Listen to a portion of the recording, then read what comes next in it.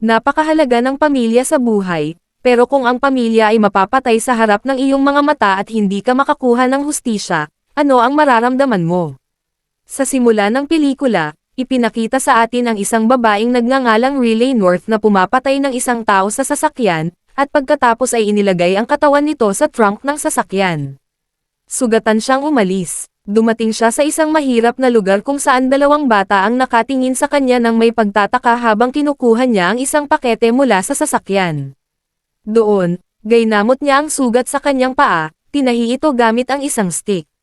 Habang sinusuri ang pakete, ang mga alaala ng kanyang anak ay nagbalik sa kanyang isipan at ang kwento ay lumipat sa isang flashback. Sa flashback, nakitang nag-iimpake si Riley ng mga gamit sa kanyang sasakyan kasama ang kanyang anak. Hinarap siya ng kanyang kapitbahay ng may galit, na nagreklamo na nakapark siya sa kanyang pwesto. Binalaan siya ng kapitbahay kaya umalis siya, na ikinainis ng kanyang anak na babae, na nagmungkahi na suntukin ang kapitbahay. Pinakalma ni Riley ang kanyang anak na babae, na ipinaliwanag na mas mabuting huwag makipagtalo sa masasamang tao. Pagkatapos ay pumunta sila sa isang garahe kung saan nagtatrabaho ang kanyang asawang si Chris bilang mekaniko. Hindi maganda ang kalagayan sa pananalapi, pero sinalubong ni Chris ang kanyang anak ng may pagmamahal at binati siya ng masayang kaarawan. Si Chris ay nag-imbita ng ilang kaibigan upang ipagdiwang ang kaarawan ng kanilang anak. Iniwan ni Riley ang kanyang anak kay Chris at nagtungo sa kanyang trabaho sa bangko. Sa trabaho, nagkasakit ang isa niyang kasamahan, kaya hiniling ng kanyang amo kay Riley na mag-overtime para palitan ito. Samantala, napansin ng kaibigan ni Chris ang kanyang mga pinansyal na problema at nagmungkahi na magnakaw sila para mapabuti ang kanilang sitwasyon. Mariing tumanggi si Chris, na nagpumilit na hindi siya gagawa ng krimen. Gayunpaman, tinukso siya ng kanyang kaibigan sa pamamagitan ng pagsasabi na gamit ang pera, maililipat niya ang kanyang anak sa isang mas magandang paaralan. Sinubukan ng kaibigan ni Chris na kumbansihin siya na ang pagnanakaw ay malulutas ang lahat ng kanyang mga pinansyal na problema, ngunit hindi nagbigay si Chris ng tiyak na sagot. Gayunpaman, pinaplano na ng kanyang kaibigan na magnakaw kay Diego Garcia, isang mapanganib na lider ng drug mafia. Nang gabing iyon, umuwi si Riley at natuklasan na wala sa mga kaibigan ng kanyang anak ang dumating sa kanyang birthday party. Lahat ng mga bata ay pumunta sa kapitbahay upang ipagdiwang ang Pasko.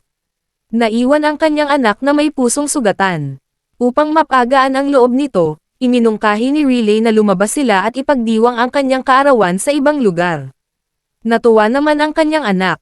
Bago umalis, tinawagan ni Chris ang kanyang kaibigan at sinabihan siyang huwag ituloy ang pagnanakaw. Pagkatapos ay lumabas ang pamilya upang magsaya ng sama-sama, nagdiwang sa isang lokal na perya. Samantala, nahuli ang kaibigan ni Chris ng mga tauhan ni Diego Garcia.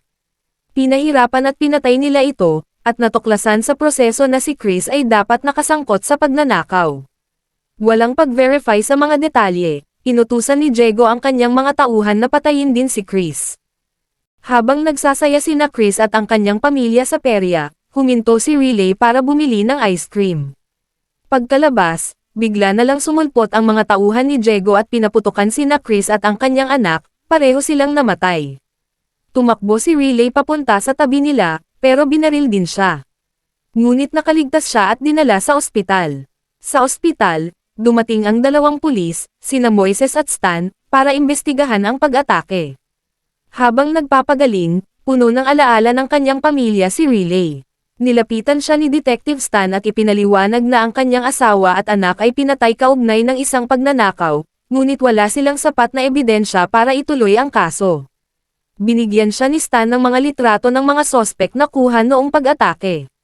Nakilala ni Riley ang mga mukha ng mga taong responsable, kaya ipinakita sa kanya ni Stan ang ilang sospek para matukoy niya ang mga ito.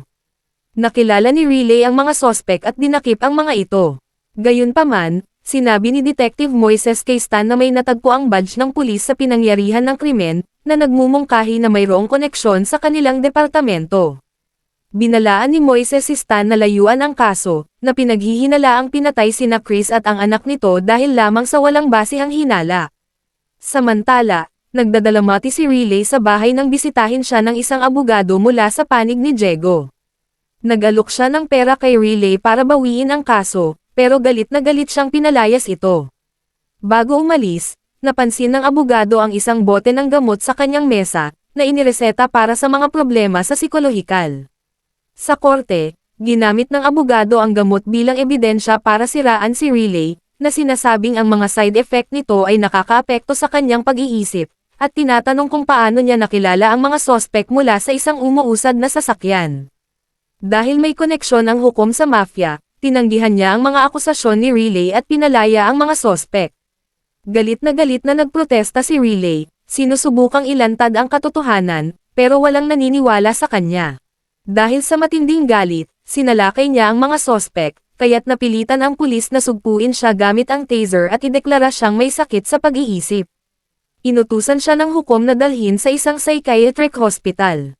Habang dinadala siya ni Detective Stan at ng mga pulis, nakakita si Riley ng pagkakataon para patayin ang isa sa mga opisyal at makatakas.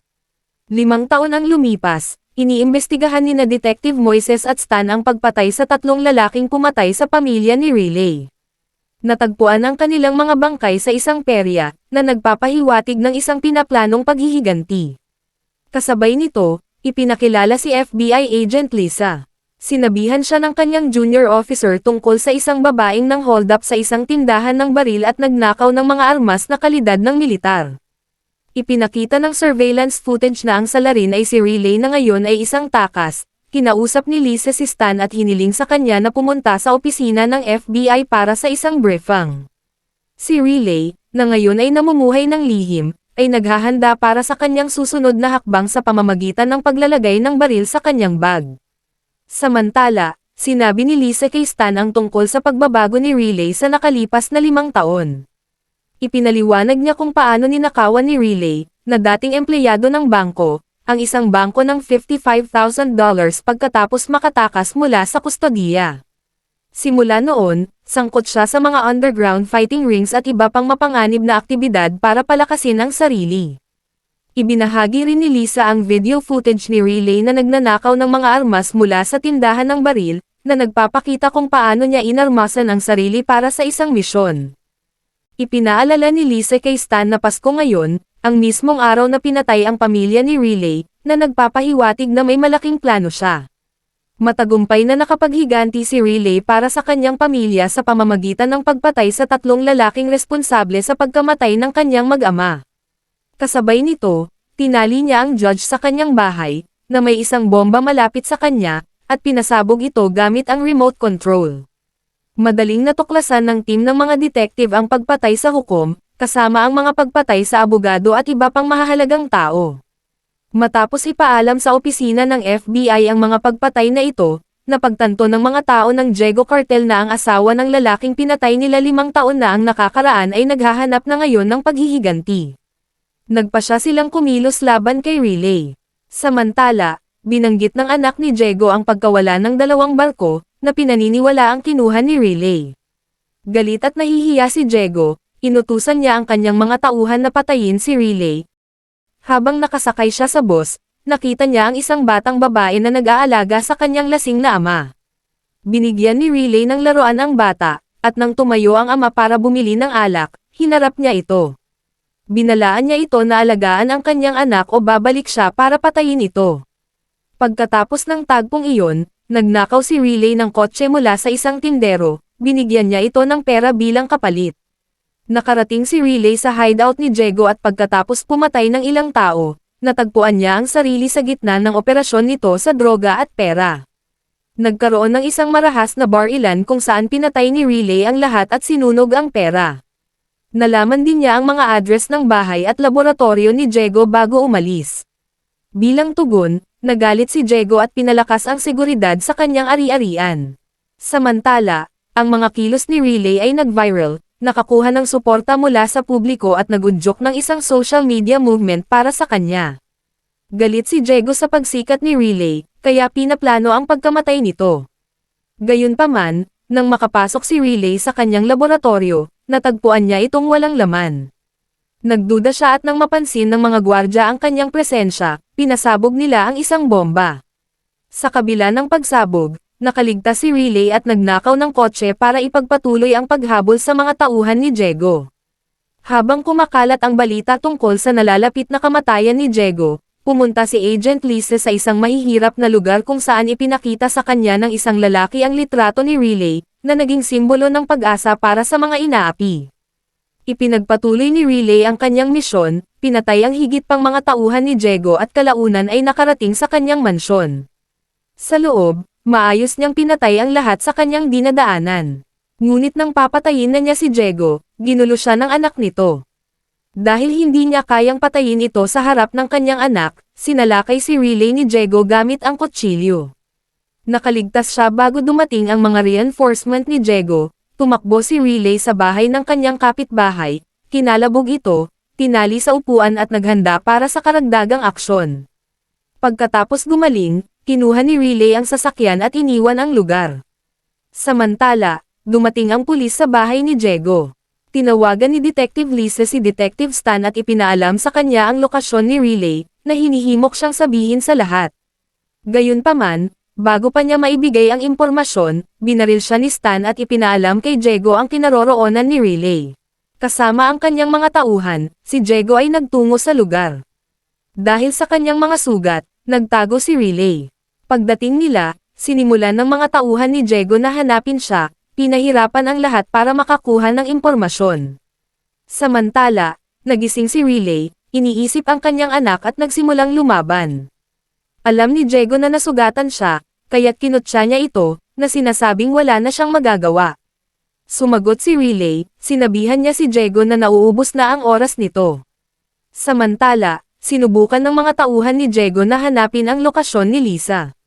Natuklasan ni Riley ang bangkay ni Lisa sa isang basurahan at nag-record ng video ng mga tauhan ni Diego sa kanyang telepono, ipinadala ito sa pulis at detective. Nag-viral ang video, na inilantad ang paglahok ni Stan. Bilang pagganti, dinakip ni Diego ang isang babae at pinagbantaan na papatayin ito maliban kung lalabas si Riley.